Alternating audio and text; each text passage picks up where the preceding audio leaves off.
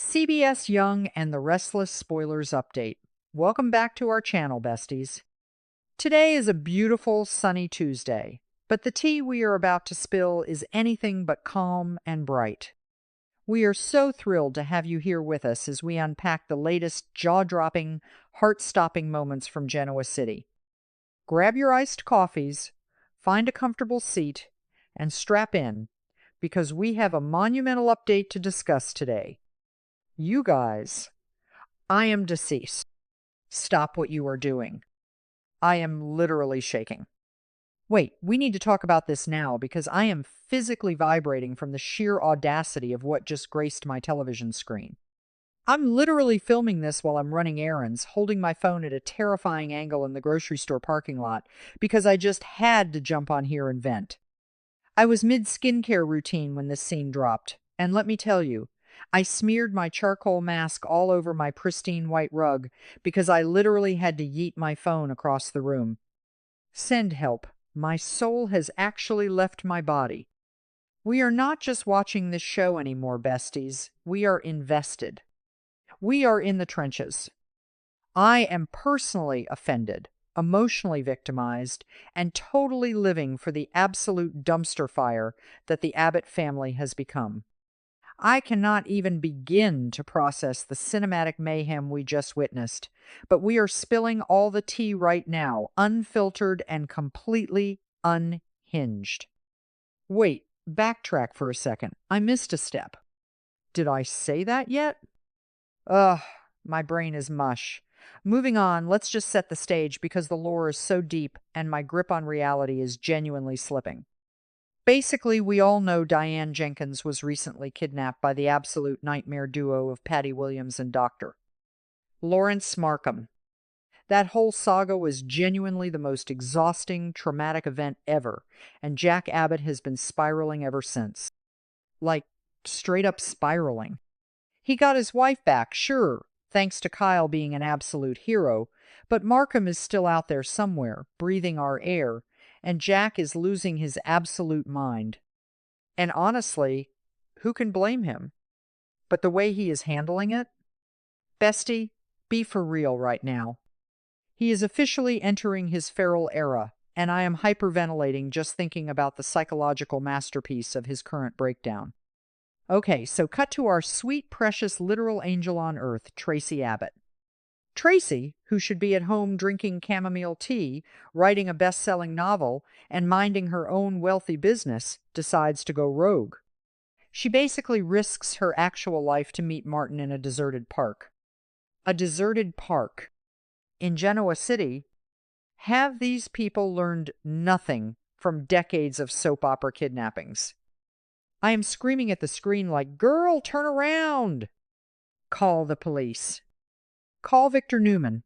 Call literally anyone with a security detail. But no, Tracy is on a mission to find clues about Markham's whereabouts because she loves her family, which is honestly so unhinged of her. She is putting herself directly in the line of fire, and the vibes are immediately terrifying. It's giving major horror movie, don't go in there energy, and I am clutching my chest because I am too unwell to handle this level of stress. Oh, hold on, I should have mentioned this earlier, but can we talk about the aesthetic of this park for a second? The lighting was so weirdly dim, and there was this random background noise, like a crow cawing or a rusty swing squeaking in the wind, and I was genuinely distracted for a hot second thinking, did they change the Foley artist for this episode? Why does it sound like a haunted Victorian orphanage? The fog machine was working overtime, legit making it look like Silent Hill. Wait, I'm glitching. Okay, back to the main event. My ADHD is acting up, but you need to understand the atmosphere was thick with dread. You could cut the tension with a butter knife. The aesthetic was purely designed to make us feel like something terrible was about to happen, and spoiler alert, it absolutely did. So, Martin slithers into the park. I say slithers because the man does not walk. He glides like a straight-up sleep paralysis demon. He approaches Tracy, and the look in his eyes, you guys. I cannot even... It was this deeply obsessive, predatory, unhinged glare that made my skin physically crawl off my body. He is officially on my do not perceive list. I am so done with him. Tracy is standing there, trying to be brave, demanding answers about Markham, and Martin is just staring at her like she's his next meal. The audacity of this man to even breathe in her direction is sending me into orbit. He has this smug, disgusting aura around him, and you just know he is completely reveling in the fact that an abbot is begging him for information. And then it happens. The moment that actually made me gag. Martin slowly, deliberately reaches out and tries to touch Tracy's hand. Stop. Just stop. I am literally dry heaving recounting this. The sheer violation of his creepy, sinister little fingers inching toward our unproblematic queen. Tracy freezes, and you can see the absolute terror behind her eyes, but she's trying to hold her ground because she needs this intel.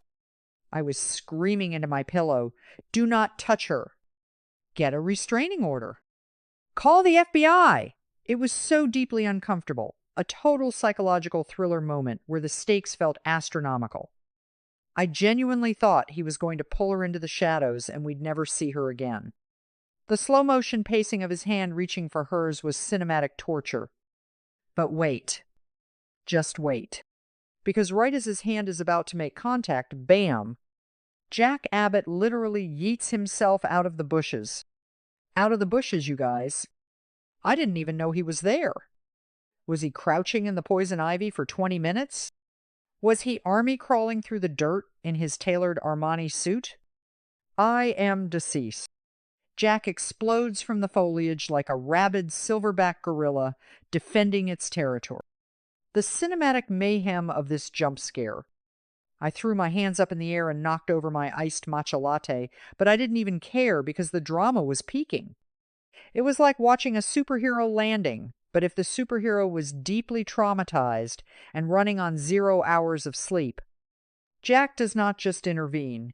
He straight up assaults Martin. He lunges forward, grabs Martin by the collar of his creepy little jacket, and violently pins him against a massive oak tree. The sheer force of it. The bark probably left splinters in Martin's spine. Jack is completely unhinged. His eyes are wide, the veins in his neck are bulging, and he is radiating pure, unfiltered rage. This isn't the suave CEO of Jabot Cosmetics. This is a man who has been pushed to the absolute brink of human sanity. I am genuinely living for this feral Jack, but also I am terrified of him. He is out for blood, and he does not care who is watching. Let's dissect this tea for a second, because the psychology here is wild. Jack's reaction isn't just about Martin touching Tracy. It's the culmination of weeks of absolute psychological torture. He is projecting all of his trauma, all of his guilt over Diane's kidnapping, all of his helplessness directly onto Martin's windpipe. He is basically trying to choke the trauma out of existence, which is honestly so unhinged, but from a narrative standpoint, a masterpiece. I was sitting there, mouth wide open, realizing that Jack Abbott is one bad day away from becoming a full-blown villain himself. He has lost all sense of decorum, all sense of the law, and is operating purely on primal instinct to protect his pack. So Jack is pinning him to the tree, literally choking the life out of him, and he starts screaming. And I don't mean yelling, I mean guttural, primal, roaring. Where is he? Where is Markham? The spit is flying, the decibels are off the charts, and Jack is squeezing Martin's throat like it's a stress ball. Tracy is in the background, and you can see the exact moment her soul shatters. She is watching her refined, protective older brother turn into a monster right before her eyes. The camera pans to her face, and it's just pure, unadulterated horror. She is paralyzed by the sheer violence of the man she has known her entire life. But here is the most messed up part, the part that literally made my blood run cold. Martin is smiling. He is smiling. Jack is cutting off his oxygen supply, and this absolute psychopath stretches his lips into this grotesque, twisted, quivering smirk.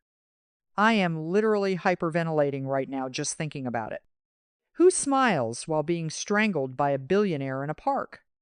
Martin is genuinely enjoying this. He is feeding off Jack's loss of control. He wanted this reaction.